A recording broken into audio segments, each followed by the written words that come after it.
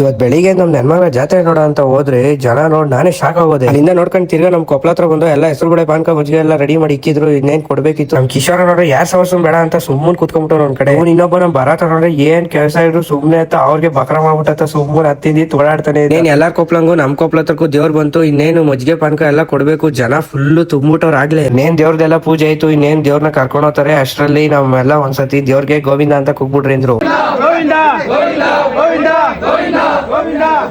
ದೇವ್ರಾದ್ಮೇಲೆ ಇನ್ನೇನ್ ಕೆಲಸ ಮಜ್ಜಿಗೆ ಪಾನ್ಕ ಎಲ್ಲ ಕೊಡೋದೇ ಕೆಲಸ ಅಂದ್ಬಿಟ್ಟು ಇರೋ ಬರೋ ಹುಡುಗರು ಎಲ್ಲ ದೊಡ್ಡವರೆಲ್ಲ ಮಜ್ಜಿಗೆ ಪಾನ್ಕ ಕೊಡ್ತಿದ್ರು. ಇವನೊಬ್ಬ ನಮ್ ಕಿಶೋರ್ ಅದ್ ಏನ್ ಮಾಡ್ತಾನೆ ಅಂತಾನೆ ಗೊತ್ತಿಲ್ಲ. ಪ್ಲೇಟು ಕೊಡ್ತಿಲ್ಲ, ಯಾರ್ ಏನು ಕೊಡ್ತಿಲ್ಲ, ಸುಮ್ನೆ ನೋಡ್ಕೊಂಡು ಮಜ್ಜಿಗೆ ಪಾನ್ಕ ಕೊಟ್ಟಿ ತಿರ್ಗಾ ತೇರ್ ಎಳೆತಕ್ ಹೋಗೋಣ ಅಂತ ಹೋದೋ. ನೋಡ್ತೀನಿ ಅಷ್ಟು ಜನ ತುಂಬೋರೆ. ತಿರ್ಗಾ ಜನದಲ್ಲೇ ನುಗ್ಕೊಂಡು ಹಸ್ಗಳೆಲ್ಲ ಸಕ್ಕತ್ತಾಗ ಅಲಂಕಾರ ಮಾಡ್ಕೊಂಡು ನಿಲ್ಸಿದ್ರು. ಒಂದೆಲ್ಲ 2 ಫೋಟೋ ತಕೊಂಡಿ ತಿರ್ಗಾ ನೋಡೋಣ ಅಂತ ನಿಂತ್ಕೊಂಡು ಏನ್ ತೇರ್ ಎಳೆಯೋ ಟೈಮಿಗೆ ಕರೆಕ್ಟ್ ಆಗಿ ಹದ್ದು ಆಕಾಶದಲ್ಲಿ ಹಾರಾಡ್ತಿತ್ತು. ಅದನ್ನ ನೋಡಿ ಜನ ಎಲ್ಲ ತೇರ್ ಎಳೆಯಕ್ ಸ್ಟಾರ್ಟ್ ಮಾಡಿದ್ರು.